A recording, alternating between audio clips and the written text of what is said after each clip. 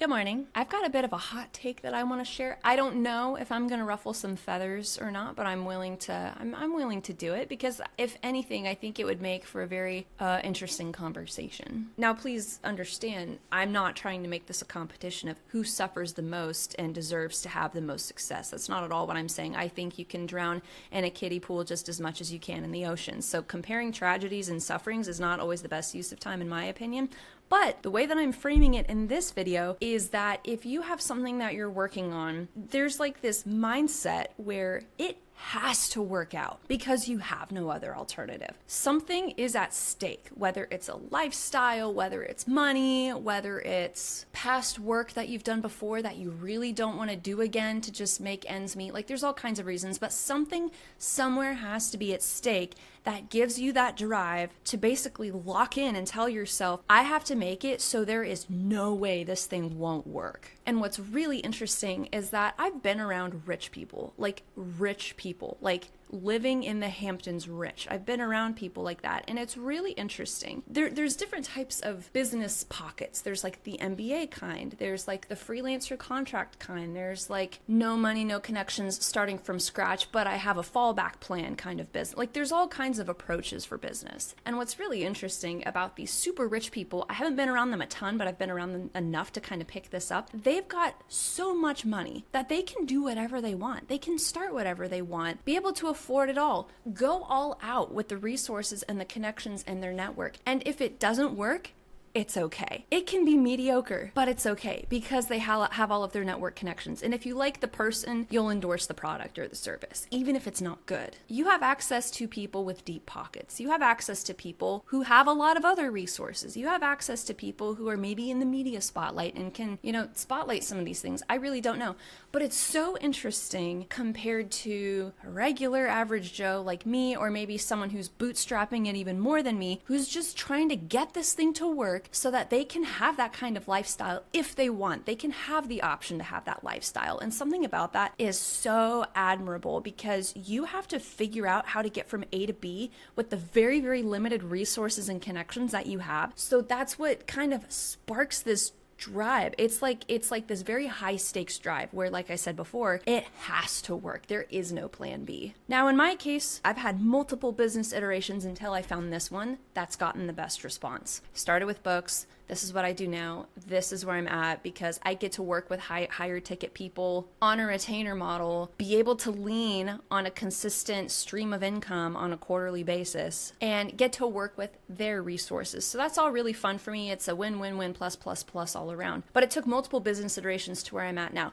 Where I'm at now, if this thing didn't work tomorrow, I've got a fallback. I've got education degrees. I could go back to being a teacher if I wanted to. I really, really, really don't want to, though. That's kind of like the thing that's at stake for me. I don't have to worry about not being able to afford where I live because I have a comfortable nest egg and I'm married to a partner who has a stable job. It's 100% worth acknowledging that it does take a fair bit of privilege in order to pull off being an entrepreneur and being a self-sustaining entrepreneur. Like there's lots of little plan Bs, but I would say the difference in the way that my husband and I operate and that I operate in a business sense is that I pretend like I don't have those resources because I want to be as self-reliant and self-sustaining as possible. So even though I have lots of resources, I pretend like I don't have them at all. For me, the biggest thing that's at stake is going back to the classroom, which I cannot tell you how much I don't want to do. So that's just a little addition that Editing Lauren wanted to throw in there. We live very frugally. I mean, I have a nice office, but a lot of it was thrifted. A lot of it was from Walmart. These headphones I got with a gift card. My Starbucks mug I thrifted. The desk I'm operating off of was a birthday present. Like you have to, it's being resourceful, right? If I run out of my savings, can I lean on my family? Absolutely. But I really, really, really don't want to because I want to feel like I've earned my success. I want to do it all on my own in partnership with my husband, who's also my business partner, just because the satisfaction of finally having it will be so much sweeter. And seeing a lot of these people who have resources and capital like crazy have all the success, the material and superficial success and attention that I would want on my my lifestyle and on my services and stuff. Like, I want what they have, but it feels unfair because they already have the money and the resources and the connections to be able to have something like that.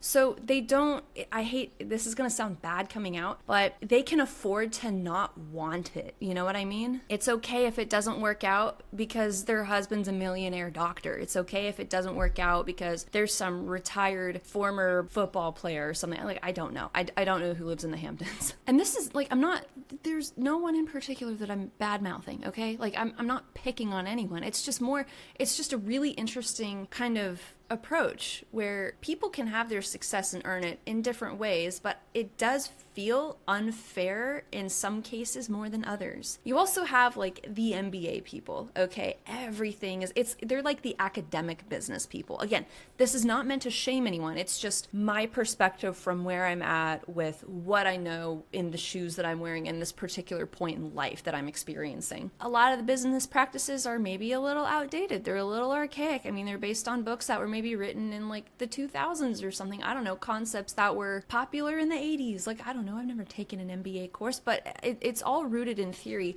They come out, and the common complaint that I hear from people, or more, I guess the stereotype that I hear, is that they act like they know more than they actually do because they lack the life experience. I'm sure there are plenty more things that I could learn about in an MBA course, but in terms of what works and what doesn't work, I have a much better idea from practical experience compared to maybe some of those people in the classroom. I'm not saying I'm an expert, but I am saying I'm an expert in my experiences, and some of those experiences might hold a little more merit and credibility than what they're teaching in a classroom about something that's more conceptual, something that's a little more vague or amorphous or something, you know, like the idea of a business, the idea of a brand, because they themselves don't have that yet. But it is a great place to build connections. That's something that I don't have nearly as well as they do, or the quality of my connections might not be as well as they can, because you're basically shelling out tens or even hundreds of thousands of dollars to essentially join an academic mastermind where they have access to all these network connections and stuff, versus someone like maybe you or me who are kind of bootstrapping it from the beginning. I didn't know squat about an entrepreneurship. Like, I did not think that this is what I was going to do. There's no way I could have prepared for something like this, but I became an entrepreneur because I couldn't find a 9-to-5. I wanted it. I wanted the 401k matching. I wanted the benefits. I wanted the steady, consistent pay. Like, I wanted all of that stuff. But then the argument that my husband/business partner brought up is that the richest people in the world were not employed. They were all self-starters. They all did their own thing. Do I aspire to be the richest person in the world? No, I don't think anyone should have that much money. If I ever did end up having that much money, I would find ways to constructively get rid of it. Benefiting the collective. What's chump change for me at that level might be life-changing for someone or something. Business is such a huge umbrella, and there's lots of little columns or like posts underneath where you've got the MBA stuff, you've got the bootstrapping entrepreneur, you've got the self-made Hamptons type people. Like, there's lots of different types of people, and people start businesses and, you know, pitch products and services and all. People do it for all kinds of reasons, but it's really, really interesting, the drive behind it, and it's like the what's at stake kind of thing. That's really, really interesting for me to hear. I don't know if you are familiar with the Twilight Zone. I can't tell you how much I love the Twilight Zone. I think it is an amazing show. I think it was, I don't know, born out of like the 50s or 40s or something. It was before color TV. I think they remade it in the 80s, but like, I'm sure it was garbage because the ones that I watch are phenomenal. And there are these like trippy, sci-fi-ish kind of fever dream, I guess, almost episodes where probably their most famous one are all these doctors around one patient who's getting plastic surgery because she feels ugly. And then at the very end of the episode, she's gorgeous underneath, and then everyone else has these like morphed faces with pig noses or something. Like, that's the standard, and our conventional beauty is what is considered ugliness.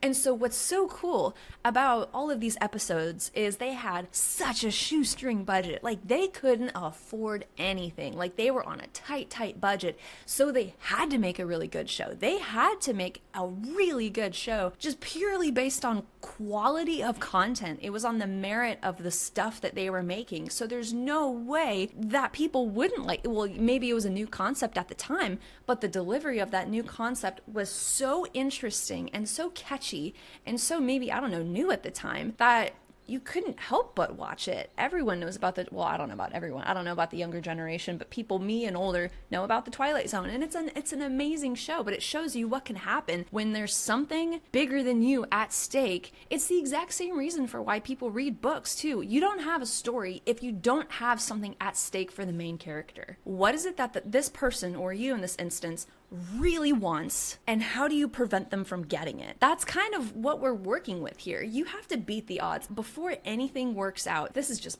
my theory, but I think life challenges you for an unknown amount of time just to see how long you're going to stick with it, to tell them how serious you are about it. And then when they realize, oh, okay, it's been about a year and they're still consistent with it, or oh, it's been 2 years or 5 years or 10 years and they're still consistent with it, they must really mean serious about it. And they say that the overnight success takes 10 years to happen, or 7, or I don't know, something like that. It's the same way that a expert musician playing their instrument makes it look easy. An overnight success looks easy because you have the illusion of it happening overnight, but more often than not, it probably took years to get to that point. And that's what's really interesting to me. So this is just like where my brain is at. I gotta be honest, I'm trying not to be resentful of it. It really grinds my gears seeing people with all of these resources at their fingertips with a garbage product or a less than great service or something like that, and it works just because of who they know. But it also goes to show it really does matter who you know and the quality of those people that you know, and if you're in good standing with them. So it's really, really interesting. I don't know, these are just things that I kind of share as they pop into my head. I feel like these thoughts usually come out after I get ready for the day. I don't know, maybe it's like the power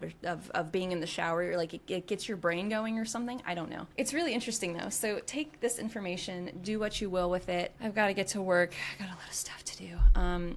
Use this information, watch my other stuff. Have a good day.